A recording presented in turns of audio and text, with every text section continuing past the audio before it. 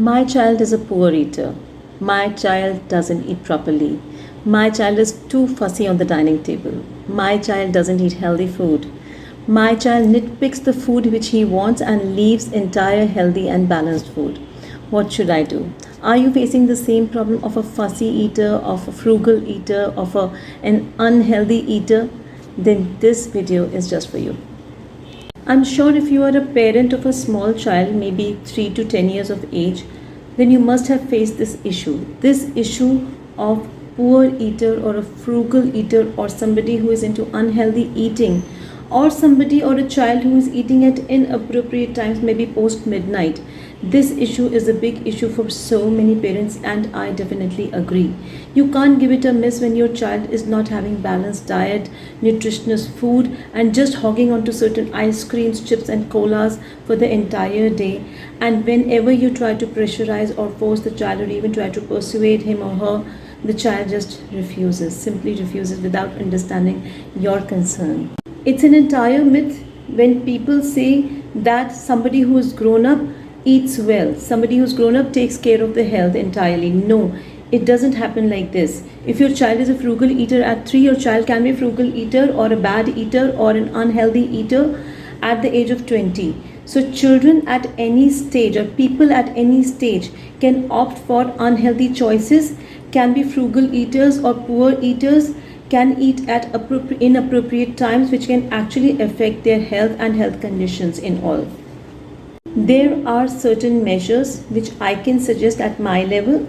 The child and the way the child eats could be entirely different from the other. Each problem is unique.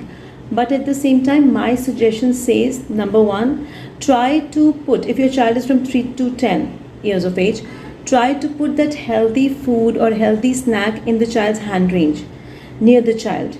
And then let the child eat whatever the child wants. It has to be healthy. It could be dry fruits, it could be fruits and berries, it could be figs, avocados, it could be healthy oatmeal cookies or honey cookies, it could be fresh berries, it could be some drinks like lemonade, homemade lemonade, or something made, some drinks are made of jaggery, they are also healthy.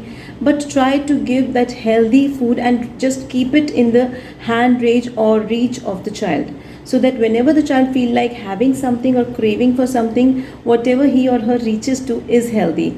Try to avoid getting all those biscuits and the products and the noodles or anything which probably are not healthy for the child at this age. And if you are getting certain products from the market, just check the labels properly. They should be healthy. If they are healthy enough, definitely you can keep it in the hand reach of the child. But if they are unhealthy, just make sure that the child doesn't eat them at all.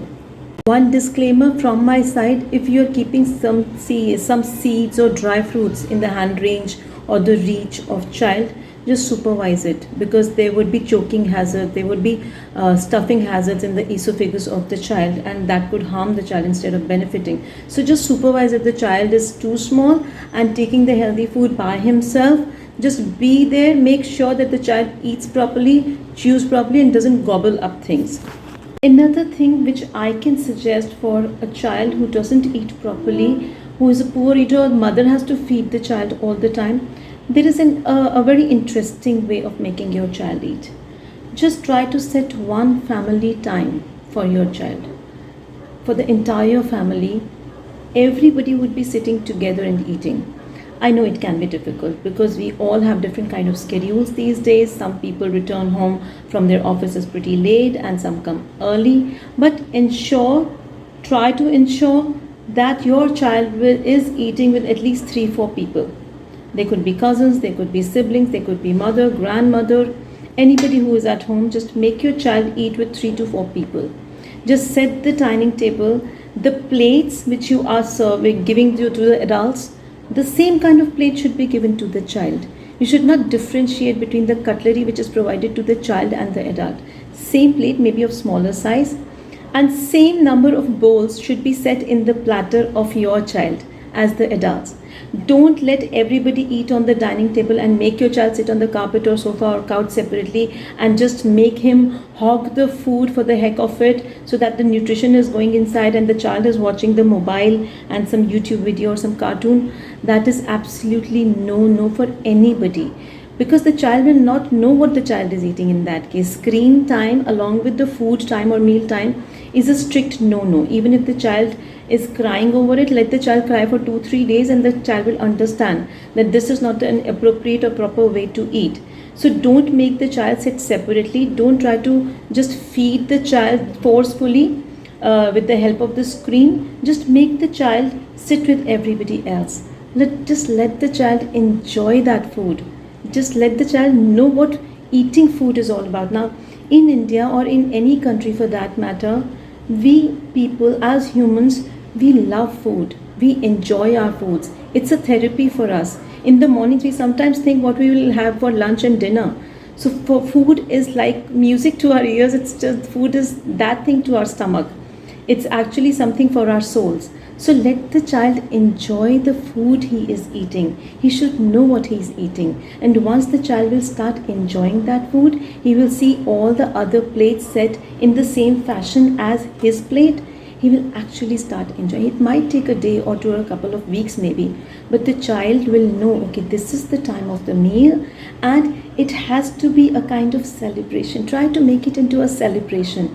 Just there should be a little bit of sparkle and hush and excitement near the kitchen and between the kitchen and the dining table. Give the child some jobs and duties like take the plates, take the cutlery, put the skewers, and take this wok or pan on the table, set it like this. If you're into dining tables, then set the napkins. If you're into it, if you're not into it, then again you can make it very exciting. Let's garnish the food with coriander. Just involve the child, because food needs involvement. Just don't make it a time pass affair. Just make it a grandeur affair. Make it a special affair. Just involve your child and let the child understand the importance of food in his or her life. And once that entire routine is set in the mind of the child, that dinner time or lunch time will become a special affair. It will become a celebration for the child. It will become a grandeur affair, and the child will actually wait. When will we serve dinner? I want to do this for myself. I want to do this for others. And this habit at a very tender and young age will remain for life. Even when your child is 15, that serving of food, even if he is a grown-up man or a grown-up lady, that person will remember the childhood and the way things are done. The way we tell our children to worship, the way we tell our children to fold hand in front of the God, this is the way we have to treat food. It's something which we should worship. So just make it a habit, make it a ritual, make a routine. And I'm sure things will change. I'm sure your child will start liking healthy choices, start liking the time of meal, start waiting for that time. Take care.